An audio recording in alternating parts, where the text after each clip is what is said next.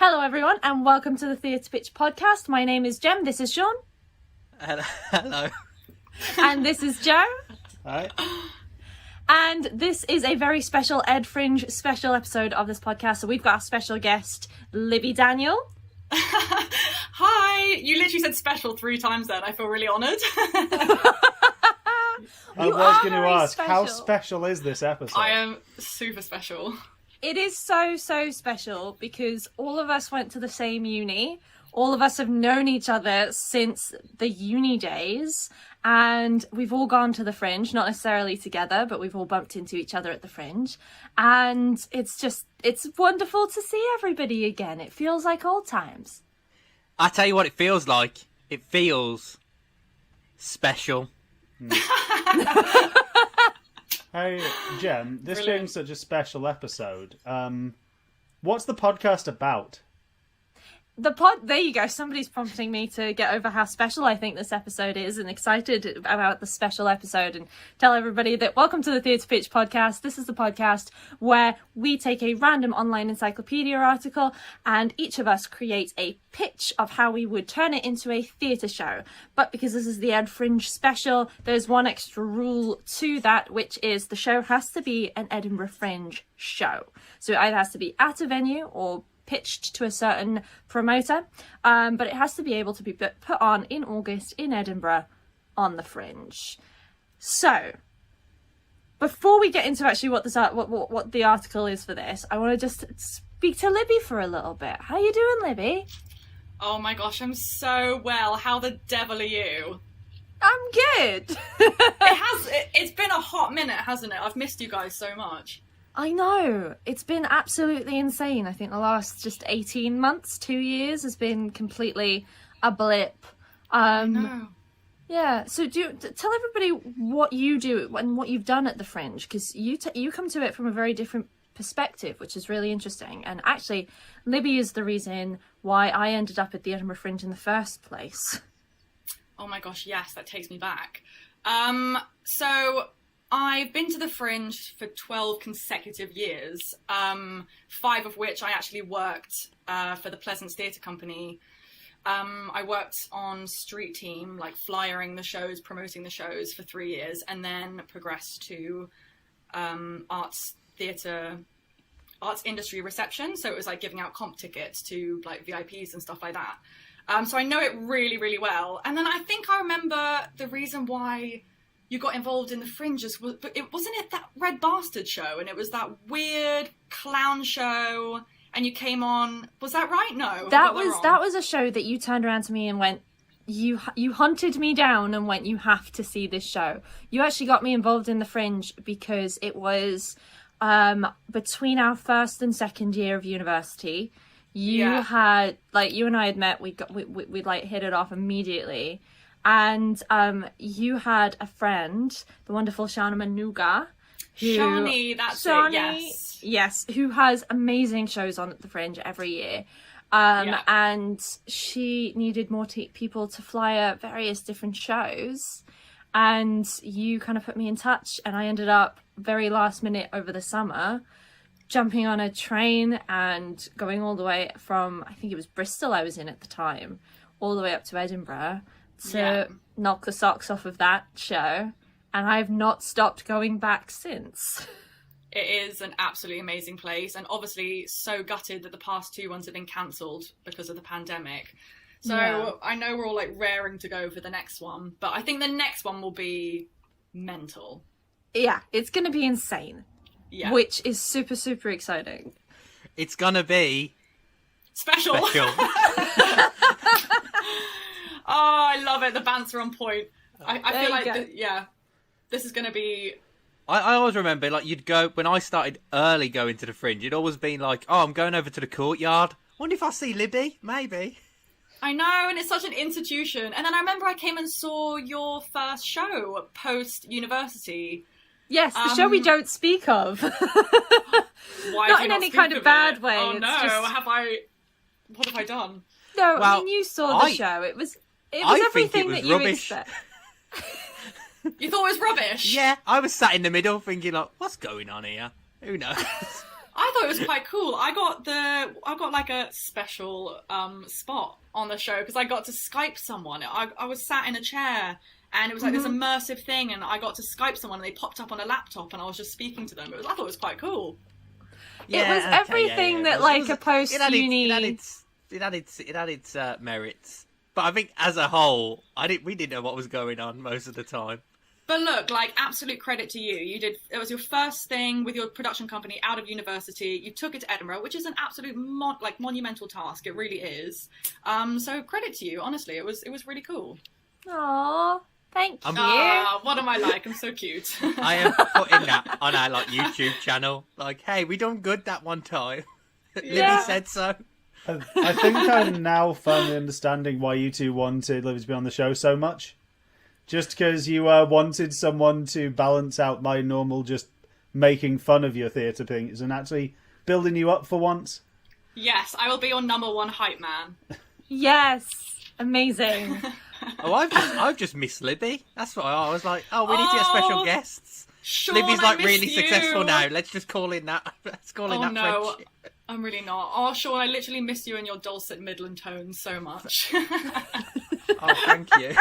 But hey, with all this lovely honesty going on, I think it's time we talked a bit about some lies, don't you all think? No. Yeah. Some liar's dice. I just want to catch up with Libby and talk about Caucasian Truck Circle. Yeah, should we just sack off the podcast? Let's just reminisce. It's so nice. Libby's there, like trying to sing. I don't know if you remember this, Libby. How dare you? No, you were trying. No, you were singing on top of. Do you remember this? On top of the stairs. And doing the snow. I still remember this really vividly. And I remember on the last night looking at all this snow and I'm thinking, oh, I ain't putting that in the bin. I ain't gonna. So I just that last night, I just threw so much on. Yeah, I remember I was singing and I was like, brown, like literally choking on all the snow. Yeah. Oh, it was such a good show. You know, yeah. Good times. Good times. It was good. Weird. Like, I mean, I'm not going to go into some of the stories on here because, like, it was a small cast. So even if I go like no names, they'll know. Yeah. But backstage, so some of the nights was crazy. Sean, the whole set's about to fall. Can you just run on, please? Yeah, all right. I was about to say I will never forget the time when this beautiful set was there, and suddenly through this archway in the middle of this beautiful set, I just see Sean, please not see me walking. So sort of like quite rigidly, head down, just scan across the back of this archway. And me giggling at quite a serious moment and getting glared at by one of the cast members. And then finding out that Sean had to spend the rest of that show holding the set up. Yeah, but was it really a theatre production in Aberystwyth if at some point the entire set wasn't moments from collapse? Exactly right. My favourite bit about like making that set, I don't know if you remember the director. I don't know if you remember like how much of a delight she was. Are you talking about Joan? I wasn't going to say her name, but yes. Oh, sorry. Was I not supposed to do that? Sorry. It's fine. Sean's editing this. He can bleep it out in post. No, I won't bleep it out. She was a legend. She was so great. I really loved her. Oh, well then I'm not going to continue talking whatsoever. Oh, no! Were you not a fan? Oh, Liv. If you only knew. As always, if you want the full stories of these, subscribe to our Patreon. I'm probably biased, to be honest, you know. She called me a maverick at one point. Oh my god, really? Yeah, and then, there's so many. There's so many stories. I do remember she had her favourites. Oh, yeah, it weren't me. Weren't me. Yeah. Well, on that note, I'm going to give Joe his segue. What's this episode's... What are we pitching today? Well, thank you for that. In no way dicey transition there. Very good. I have to interrupt and say, okay, your first segue was brilliant. I'm going to give you credit for the first segue. And well done for saving mine. Thank you, teamwork. You're welcome. Today we are talking about Liar's Dice. Liar's Dice is a class of dice game for 2 or more players requiring the ability to deceive and to detect an opponent's deception. In single-hand Liar's Dice, each player has a set of dice. All players roll once, and the bids relate to the dice each player can see, brackets their hand, plus all the concealed dice, brackets the other player's hand. In common games, there is one set of dice which is passed from player to player. The bids relate to the dice as they are in front of the bidder after selected dice have been re-rolled. It has its roots in South America, where it has been known as Dudo, Cajito, Perudo, or Dadinho, as well as Pirates Dice, Deception Dice, and Diception. Nice. Love it. Well done, and well done on going for the pronunciation yet again. Well, that's the entire reason I'm here, to confidently pronounce words that I am definitely getting wrong. How did everybody find making up a theatre show to this article?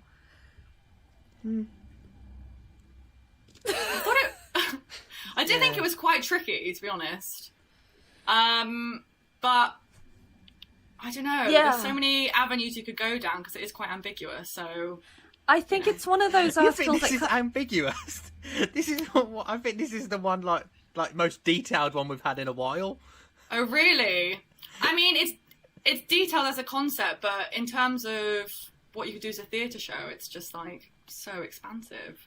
You know, that's like it's so far from a storyline that Yeah. it gives you quite a lot of scope. Yeah, I know. It was definitely one of those articles that when it comes up on the randomizer, you're like, yes, this is going to be so good and so cool because there's Yeah. going to be something there. And then when you sit down to actually work on that, you go, okay. Yeah, because I've been listening to some of your other podcasts, and I was listening to one where it was like a profile of this person. I thought that's quite easy because that's someone's life story. You can go down quite a few avenues, but a dice game, Yeah. kind of tricky. Was that Irving Pond? I was about to say, was it Yeah, Irving yeah, Penn? yeah. Legend. Yeah. Yeah, it was, Legend. yeah. That was a good one. It was really funny. I really enjoyed it. Season 2, episode 2, for Yeah. anyone who wants to go back and have a listen. I almost applied for an American university during that episode. It was crazy. So I know that my idea, I feel like my idea is really, really obvious, and I would place my money on Sean pitching the same idea. So I want to go before Sean. Does anybody want to go first? Me. I think it sounds like you do, Jem. I really do. Okay. I know usually I give it a Go sec. for it, Jem. I would have said the only fair way to do this would be roll a die and see who has the higher number. Oh my god, But- you were on fire! You Yeah. were absolutely on fire. This is the entire thing that I'm here for, is just to throw in bits like that and then people realise, oh wow, he really hasn't planned it. Hang on. Could we actually do that? Because I know to hand I have a D20, and I really doubt Gemma has a dice that goes up that high, so I feel like I would win. Fine, Sean, go first. No, you go first. Because you've said this last time, and our ideas were definitely not the same, so I'm not worried. No? Okay, alright. Okay, so I really like playing Liar's Dice. I got really into it when Pirates of the Caribbean sort of took hold of it and turned it into a video game, and I really, really loved it, and I liked playing with it. But I also like playing things like the card game Bullshit, and I love playing poker and anything that's got a little element of deception, because it kind of leads to some good banter if you're right with the right people.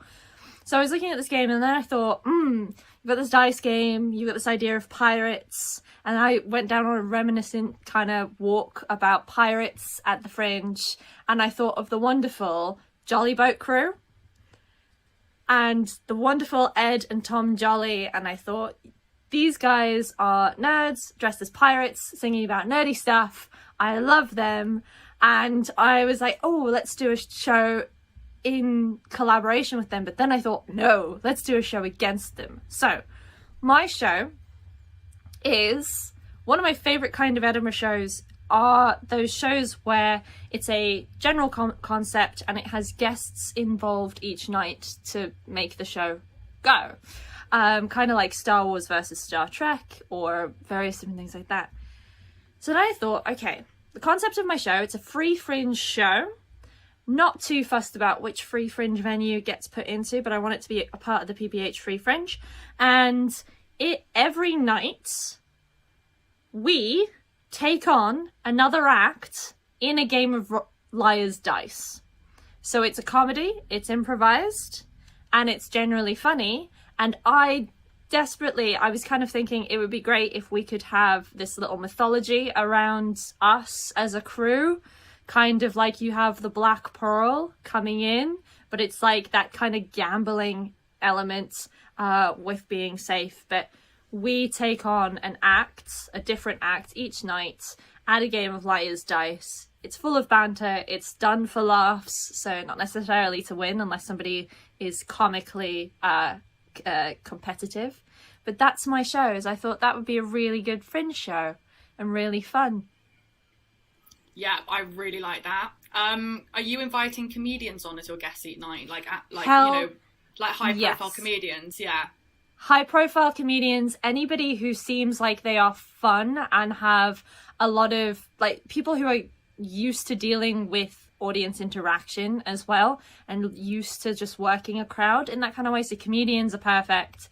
The sort of cabaret-y acts, kind of like Jolly Boat. I want to go up against Jolly Boat. I want that to be the final, because I think especially with Joe and Sean and their nerddom coming on, it could turn into a whole massive fight, which would be genuinely hilarious for me to just sit back and drink rum to. Oh my gosh, and I think the rum thing, you could really play with that, like sponsorship from Kraken or something. Do you know what I mean? Exactly. Yes. Yeah. Yeah, this I'm is a into it. reminder, I'm into Kraken, it. if you're listening, we are open to deal. Yeah. Or Bacardi. Or Bacardi. Screw it, Or I'll take Havana, Havana if you're listening. Yeah. But you know what I I love mean? Like rum. Kraken, pirates, just following the theme. Love Yeah. it. Yeah, so that's my show. I kind of went, what's the most Ed Fringe show I could pitch? It's a load of people playing a game and people watching it. I really what I did was I was going to frame it more wrestling-y to rip Joe and Sean's show off. don't say it. Don't say it out loud. Jim, what are you on about? We haven't revealed anything about our show. What you on Great about? idea. This great idea hasn't come out yet. Yes. Or am ignore I what lying? you just heard, and eventually Or am I lying? throw away everything you've known because it's going to Can't change believe again. you've done that. Can't believe you've done that to us. We've been waiting. We've been sitting on that for like 2 years, and I can't believe you sort of announced it right now. I did. Okay, if you've been sitting on it for about 2 years, I've been selling it for about 2 years. You've got an audience ready to go, but I've told everybody about your show. And they'll get to see it in Yes, and 2022. When Yes. we're allowed to go to Edinburgh. Yes. Because I refuse to compromise my values and do something for an online audience. Which does remind me, how's Happiness Anonymous going, Jem? Happiness Anonymous is great. Come and watch it. It's on this year. It's on next year. It's great. I love it. And it's every week as a podcast. There's the humble brag. Are there any questions for my competitive dice game? Yes. Many questions. I don't so much have a question as I just want to state that, you know what? It's a kind of simple approach to it of literally just stating what if we played the game. But I feel like those sorts of shows where it's just like mixed bill comedians playing board games usually work really well. They draw in a crowd. And I think the touch Really, of Joe? like, some of them, but like they can be good fun. They're reliable, and it helps that it's obviously people kind of know what they're getting themselves in for. But I think the addition of like the lore elements of kind of building up the notion of this pirate crew who they're playing up against could be a fun touch to it. Yeah. But I'm going to wait to hear what Sean's questions are before I decide if I now hate it. Okay, so we're pirates. Yeah? Yeah. I don't know why I said we. I'll get involved. So we're pirates. Is there any consequences for when we lose? Definitely. Will we have to walk any planks, for instance? I was thinking walk the planks, and then I was just like, I don't know how I would do that. And I know that if I say we'll walk the plank, Sean will ask me how we'll do that, and I won't have an answer. So, there. How will you get the plank to Edinburgh? I'll strap it to my back like I did a bin in 2016. Oh, yeah. Oh, Explain. We did a show in 2016 when one of the characters was in a bin the whole time. And so yes. I'd taken a bin, I'd cut out the bottom so it was like a little skirt kind of thing. But then I had to get to Edinburgh on the train with a bin. And so, yeah, that was a fun trick to explain to people. No, it's not actually a bin. It's a prop. It's a costume, and it's a piece of set. Why didn't we just buy the bin in Edinburgh? I don't know, because we had to rehearse with it. I don't know. Can I throw in one additional thing just to keep us on your show here, Jem? Uh-huh. Have you considered, in terms of PBH free fringe venues, running this at Barbados? I Considering genuinely the did rum think, element. Yeah, I did think Amazing Barbados. idea. I did think Barbados, because a couple of the other venues, a few years ago, they did Cards Against Humanity with comedians or something in a basement somewhere. Yeah. But I thought Barbados. And was there's probably... been some really good improv shows at Barbados. Hint, hint. Joe's trying to plug it. Yeah. Hey, if you're going to Edinburgh Fringe back in 2016, there's a great improv show to see. Yeah, so are there any other questions, Sean? What improv show? Improv Drink of? The one I did? You said good. And I was like, what? Oh, yeah, sorry, I meant great improv There shows. you Yeah, go. fair point. Hey, it was special. Exactly. It was that. So No, if there are... Go on, Sean. No, I've got no questions. I quite like what you've done there. I've gone good simple idea. rather than whimsical, immersive-y, ambitious. I've just gone, right, this is going to be a programming nightmare, but it's going to be fun. Who would like to go next? Well, I'll go next. Considering Jem was like, oh, I'm really worried me and Sean have got the same thing. Well, I'll go and tell you what mine is. Oh, no. Okay. All right. Right. So you know how, tons of shows at the Edinburgh Fringe are improv? Yeah. Yeah. So I'm pitching that we do an improv show and that the dice dictate the improv.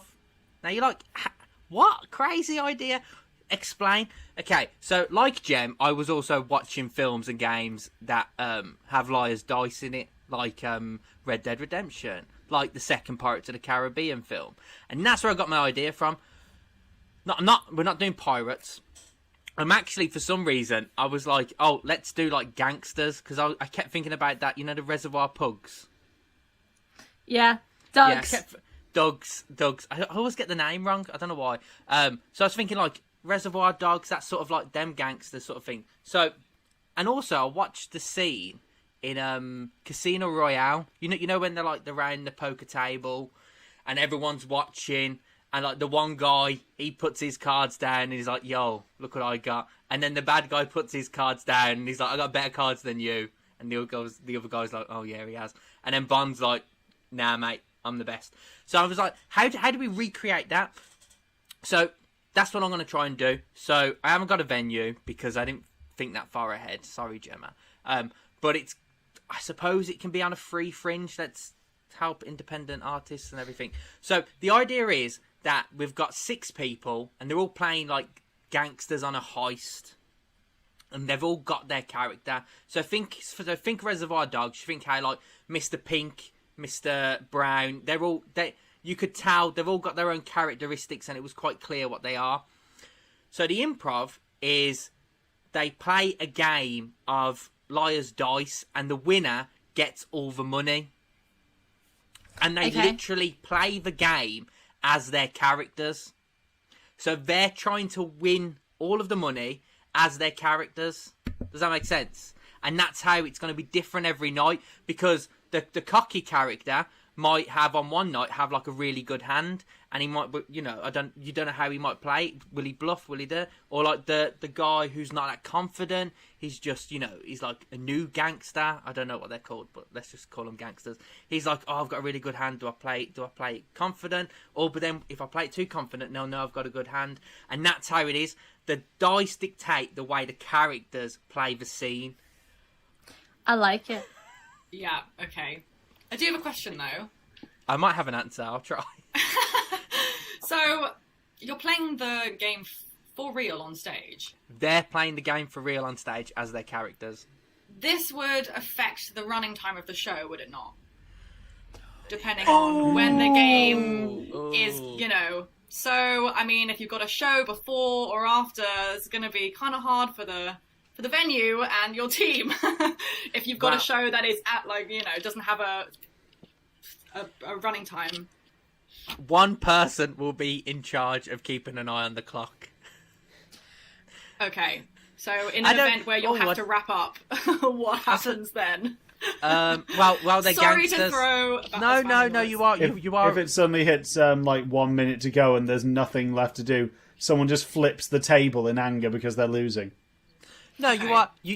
You're spot on. We'll have to put in place sort of like someone would be in charge of like keeping an eye on the time, and they would have. And I suppose if it like hits the 30-minute mark, if they did like a certain action or said a certain line, that would dictate like, oh, we've got 30 minutes left.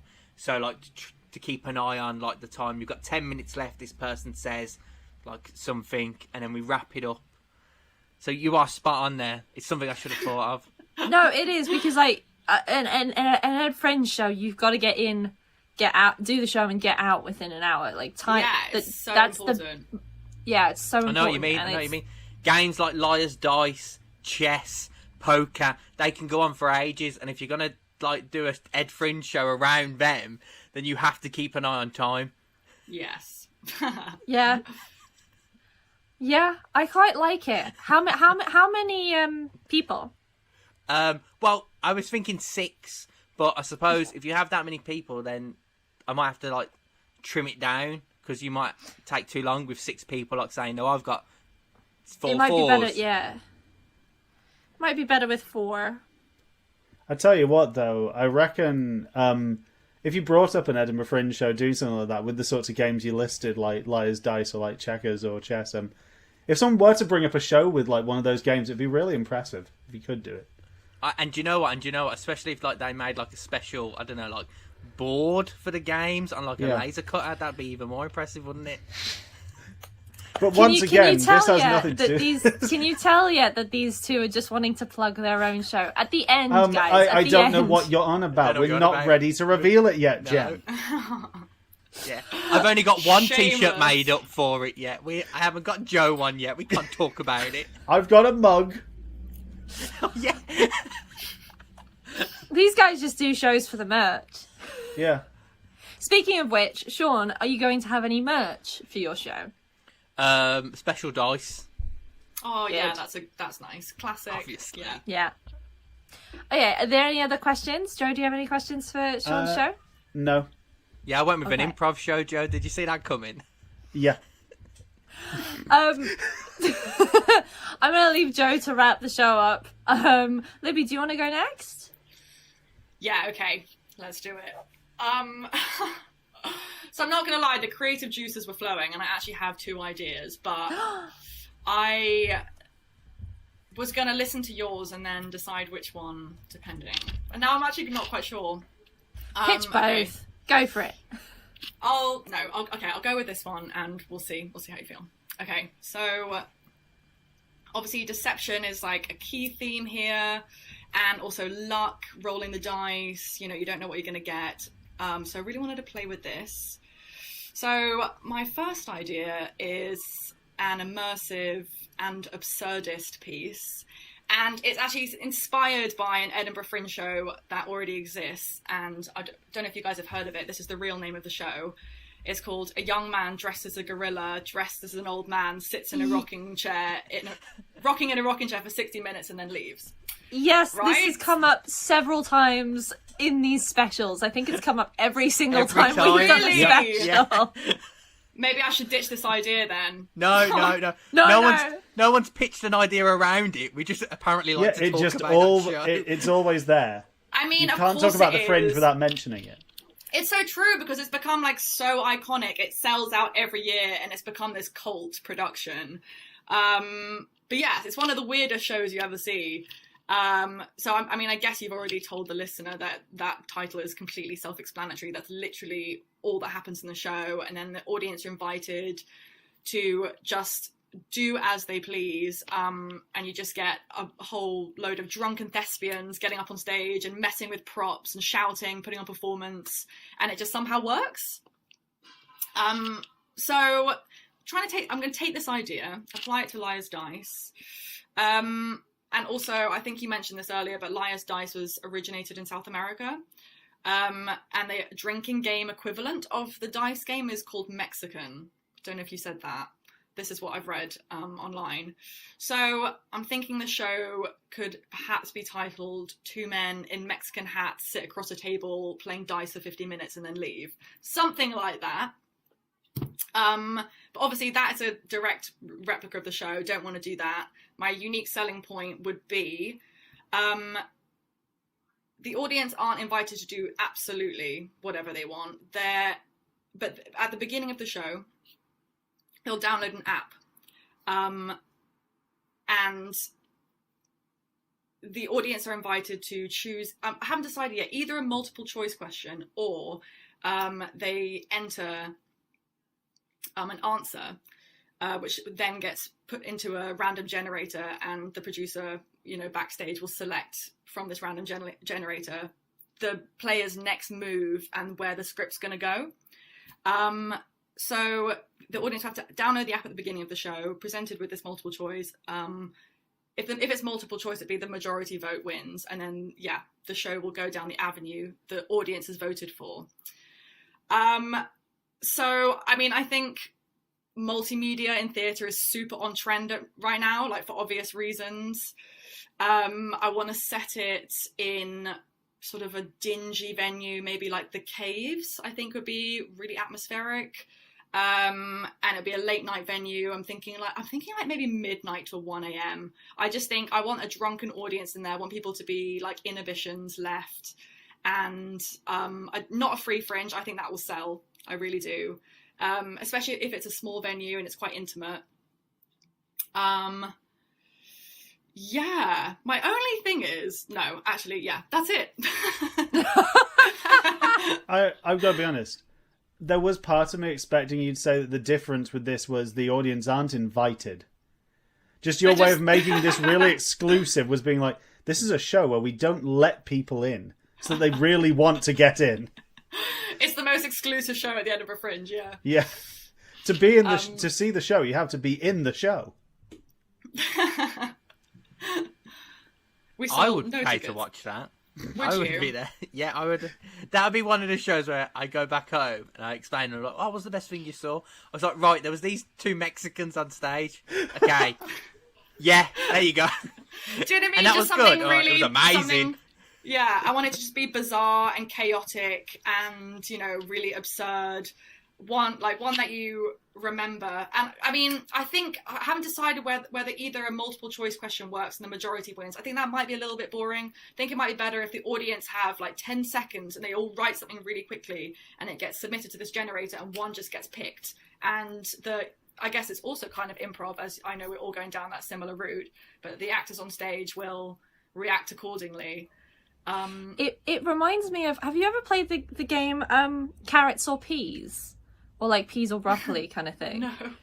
No. Wait, okay, so you can play it in a big group, but essentially you start off with carrots or peas, then the next person picks which one they prefer. So if they prefer carrots, they'd say carrots, and then they choose another option.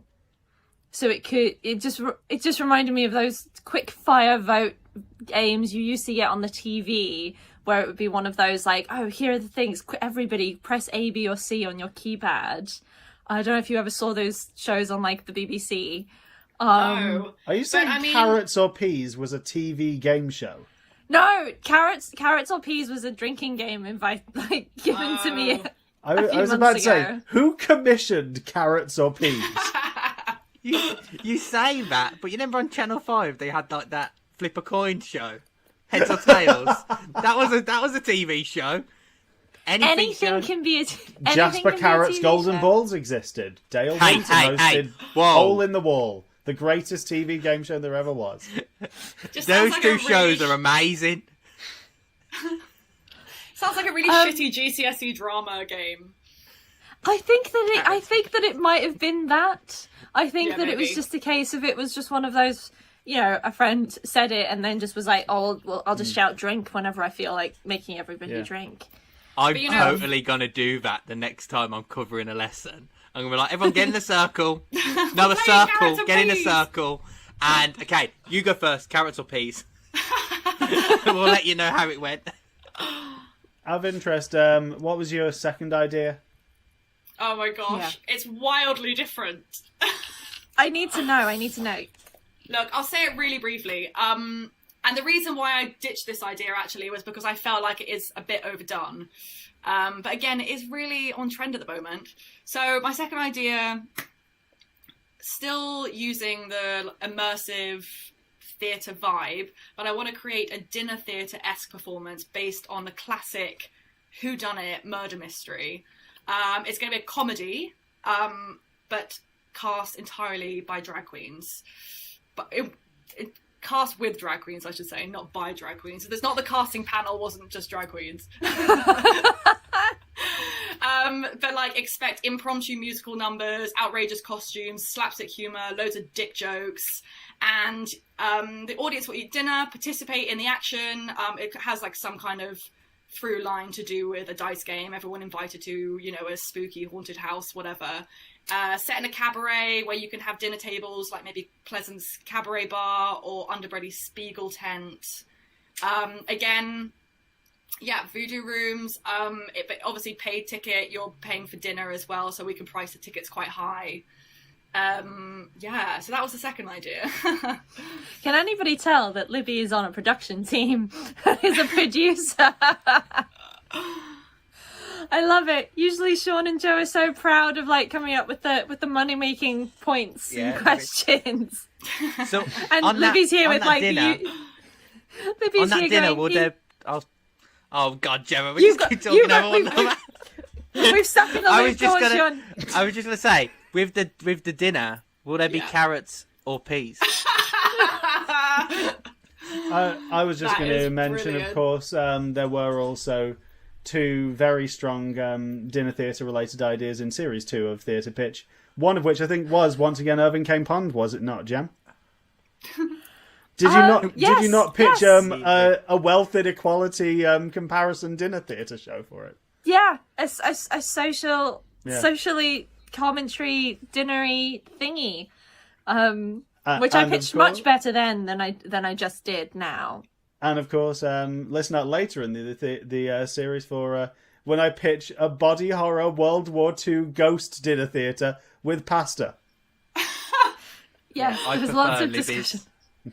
by Yeah, far. the- I hate Yeah, it These both drag of those queens- I'm shows. just using this to plug the podcast, okay? This entire Fringe run for me is a way of trying to get people to listen to Series 3.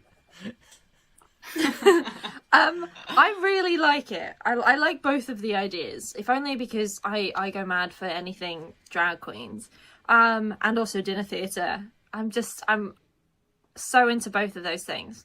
But with the inspired by a man in a gorilla suit series, I think that's really cool, and I like the integration of tech. I think it's quite hard to do that at the Fringe sometimes, though. But I really like it, and I like the idea that it could be something that seems really controlled, like using tech and using an app, but it's actually just bizarre and chaotic and insane. I was thinking, if the app didn't work, because as you said, it is quite a feat to develop an app when you're producing a show as well. I've seen shows like Showstopper. They also present an option to the audience for the second act. They say, if you post on Twitter, we will pick our favourite something, and then they'll bring it into the second act. So potentially the audience members could be posting Twitter statuses. This would also be really great for marketing. You know, everyone's tweeting about the show constantly, so that actually could bode really well. So that is another option. But also, you know, developing an app would be really useful for marketing. You can all sorts of social media opportunities there, fundraising as well, like people who are studying media.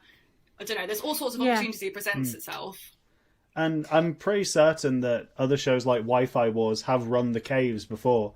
So you know that at least they do have a distinct enough signal to do something like that. That's true. That is true, yeah.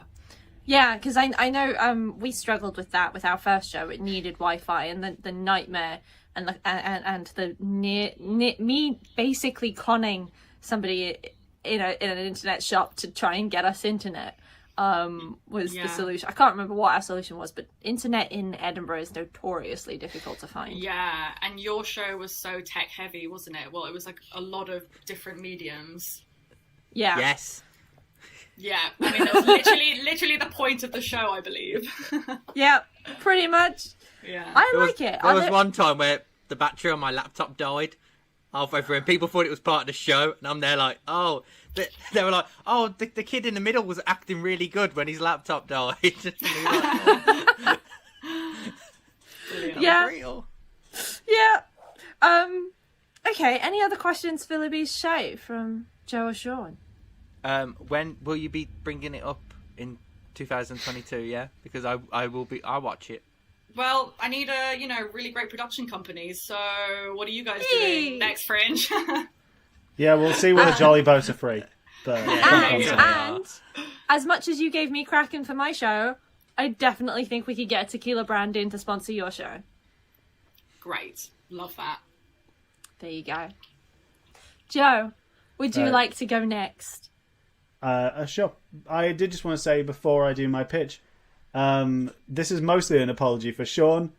Sorry for having Really just considered. I probably should have turned my light on Turn that before light we on. started recording. But I'm not going to mess with it now because of continuity. So, when I was reading through this article, I thought to myself, I'll be honest, did genuinely think to myself, Sean's probably going to do some kind of improv show involving the dice determining how the show goes. So I threw that idea away. And then I started... What really hooked me into the article was... one point, they start breaking down the mathematical formula behind the likelihood of various amounts of dice being on the table and what dice are there. And I started thinking about a few things of... are the three of you aware of the Einstein quote of God never plays dice with the universe? Yes. Yeah, I like that quote. Yeah, it essentially, to break it down, it basically, what he's just saying is, in the sense of physics, everything happens for a reason. Nothing is left to chance. Everything happens for some kind of cosmic plan. And I wanted to take this element of... Because I think the other fun part of Liar's Dice is essentially something that I think it's really fun when you get things of essentially it is a game of unreliable narration. And what is the best form of unreliable narration? It's that moment in a heist film where you see someone explaining how the heist is going to go down.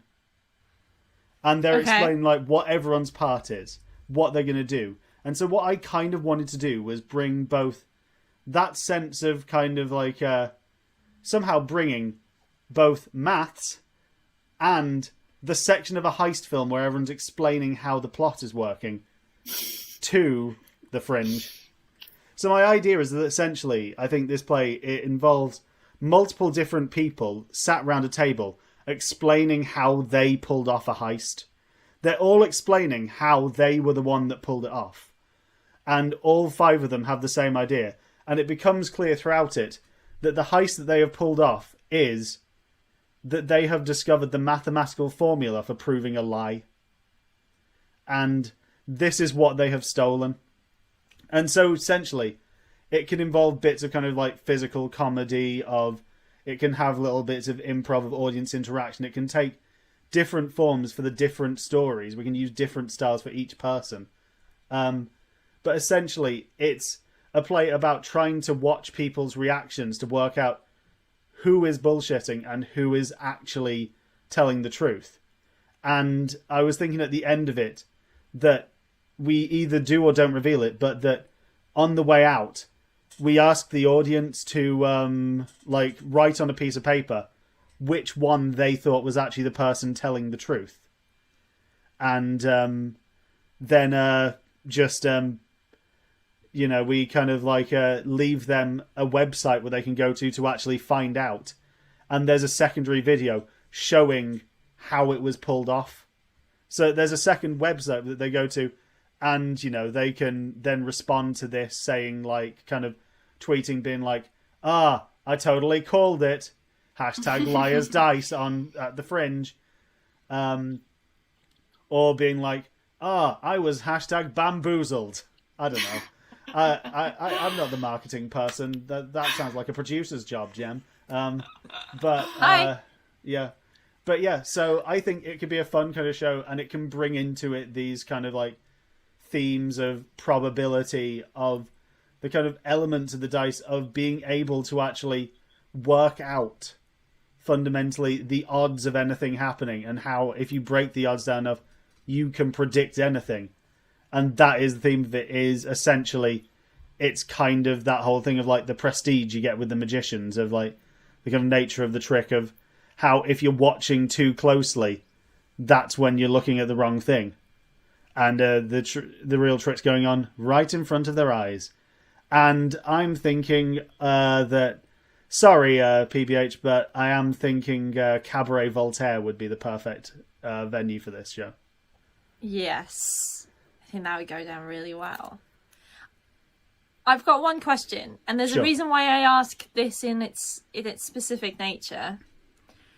Is it going to star Tim Roth? I mean, if Tim Roth has really sunk enough that he's appearing in my Edinburgh Free Fringe show, then, wow, I am sorry, Tim. I thought you were doing better for yourself. I mean, I know you did that FIFA movie where you played Sepp Blatter, but I thought you were doing better. No, I ask because a lot of what you're saying about this, because when you said like you've discovered the math behind proving a lie, there is actually a science behind lying, and Tim Roth started a TV show, Lie to Me. Yeah, which is based on real science by Paul Ekman. Yeah. So there is actually a science behind it. It's not necessarily math, but there is a little bit of math that goes into it, I suppose, in angles and naming different muscles in the face. But yeah, I just that came to mind, and so from that point on, when you were describing the show, in my mind, Tim Roth was in it too. Well, I'll tell you what, if we can't get him, we'll get a Tim Roth type. Yes. Yeah. I was a bit disappointed with how you ended it. I was waiting for a twist. When you said, that they can go to another website and then they find out who it was, I was hoping like the twist was like, they were all lying, and the person who did the heist was the guy who checked your tickets. Well, fun. Did I say that, wasn't it? Fun. Like it. Because my idea as well is that while this is going on, a large portion of the symbolism of it is kind of using that very simple, the ghost, or like the very simple version of like the cup game, like the shell game. Moving there'll be one under one cup, and you move around the three cups. You gotta guess what's in between. Yeah.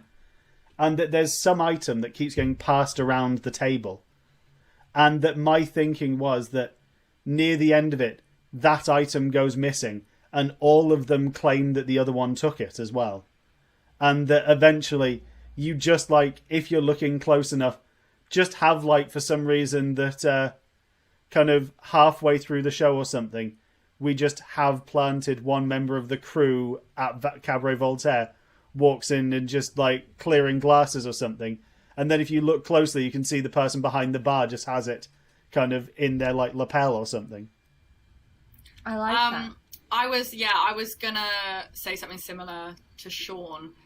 Just because I think an Edinburgh audience is super whimsical, I really find it hard to believe that they're going to follow up and go to a website, once they've sobered up the next day. And they might be a little bit disappointed with the fact that they haven't got a concrete solution by the end of it. But, it could also work, and it could, build traction on your show. So I guess it's something to think about, yeah. I think I kind of maybe disagree slightly. I think maybe a website is a little bit too far, but I know I've been to shows at the Fringe where they've put a mobile number on the flyer, or as you go in, and they've said just text me, and it's people have gone and followed that up. But it is a point to say that to have like a major plot point hinging on going and following it up post show.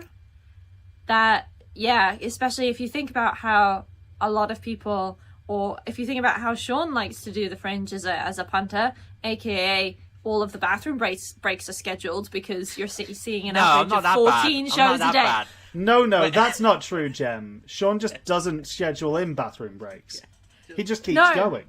No, he does the 14 shows a day average. I remember the year it was last year that we went as just punters, and I came to my senses at 2:00 in the morning on stage with a magic act.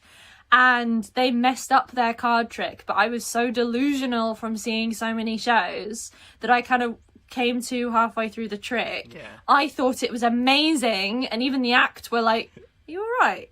What's going on?" And I was just like, "Where am I? I'm on a stage in the middle of the voodoo rooms. Why am I here?" I have just thought of another idea of how you could actually do the conclusion to it. That it might be once again too high concept, but I just want to pitch this. So, basically, I think have this be actually a solvable mystery. But in order to find out the solution to it, basically, it leads to a series of clues that lead you to another show. And essentially, it basically... the clues lead you to a specific page of the Wee Blue book and a specific show. And if you go to that show, it's the person explaining how they pulled off the heist. I love that. That's brilliant. I think that is actually a unique Edinburgh idea, which is pretty unheard of. Yeah. Isn't there like a heisty type film called something along the lines of like The Never Ending Story or something? That of just The Never Ending Story Fringe play? is a film. I don't think it was a heist. Yeah. It wasn't a heist film. Are Yeah, you thinking Now You See Me? yeah, now you see me. Now you see me again. Now you see me again. No, it was called Now You See Me 2. I think that's what it was. Yeah, because the obvious thing to do would be to call it Now You See Me, Now You Don't, but they didn't. Yeah, Rookie we're not going to era. let these two get on that rant. Yeah, Okay, so... If needs be, Sean, just mark down this one as potentially one I might ask you just to cut out again if I decide to do this show. Yeah. So, are there any other questions for Joe's show? I've sussed you guys out now. You're just getting all these people to come on here, pitch their ideas, and then you're going to bloody pocket them, aren't you? Copyright. I see what's going on here. We would never do that. No. Well, I'm claiming copyright. All right. I want royalties, and I want a good cut. For you, Libby, because you're so special, you will get the royalty. Thank you. Honestly, I just want a bottle of tequila. So I'm Yeah. going to be honest with you, Libby. The reason why we got guests is because we kept referencing Starlight Express. And there's only so many times you can rip off Starlight Express as like an idea, so we were like needed fresh blood. And frankly, they just wanted so someone random. on here who both has good ideas and remembers to turn a light on.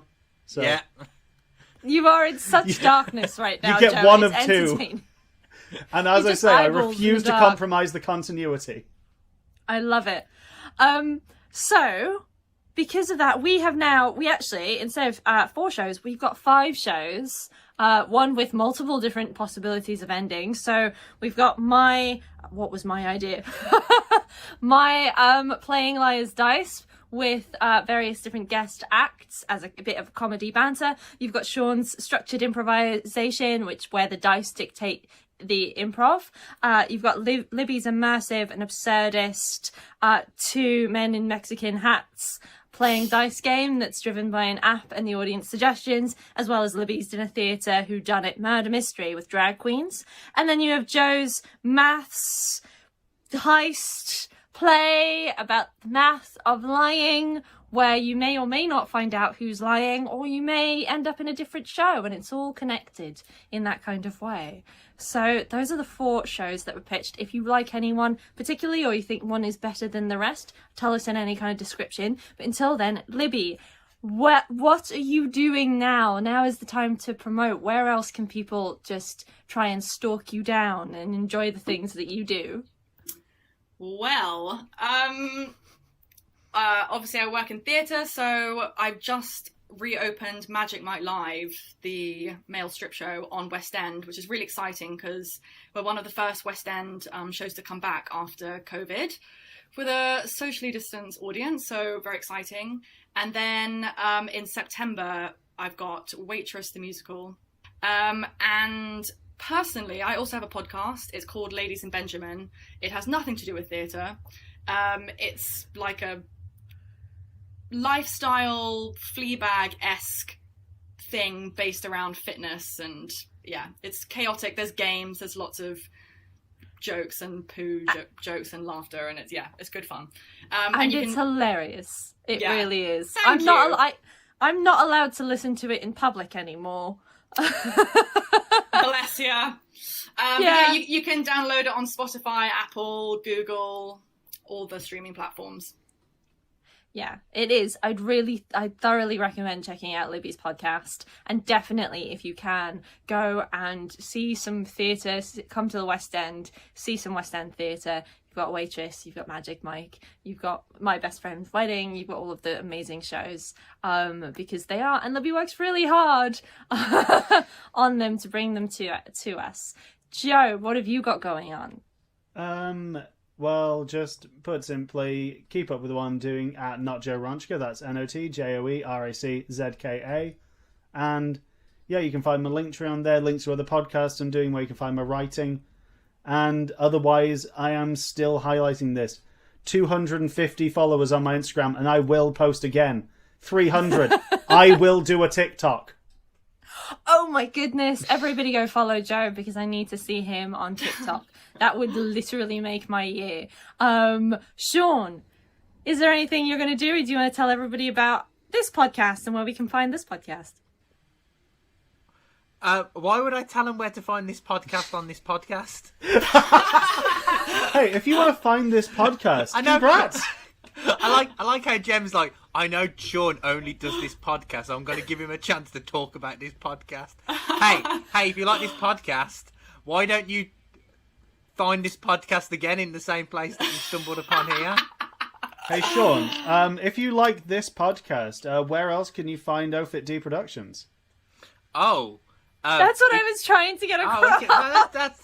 That's a better way of wording it, isn't it? Well, if you're on this podcast, if you go to the description, you'll find like links to what all the other people have just said, and you'll also find like the link tree for OFITD, and there you will find a link to this podcast. So enjoy. Yeah. Just like Joe's show leads you to other Joe's shows, that link tree will lead you right back here. So do enjoy it. And from my end, Theatre Pitch Podcast, I absolutely adore it. I've also got the Happiness Anonymous show. You can find out all information either through OFITD Productions or at Happiness Anonymous Show, where I speak a lot about happiness, and I sometimes do it anonymously.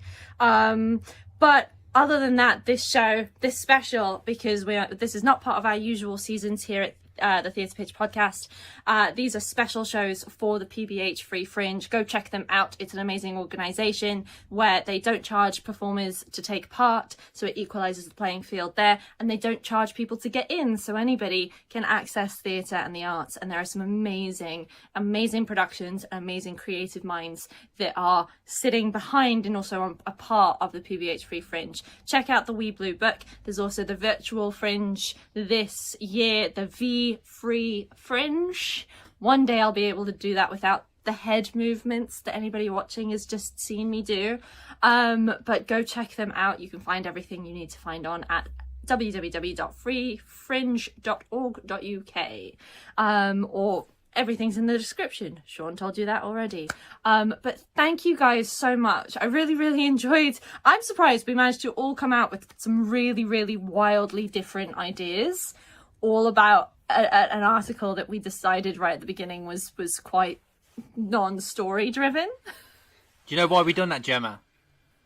Why? Because every single one of us is special. I knew it was coming. Yeah.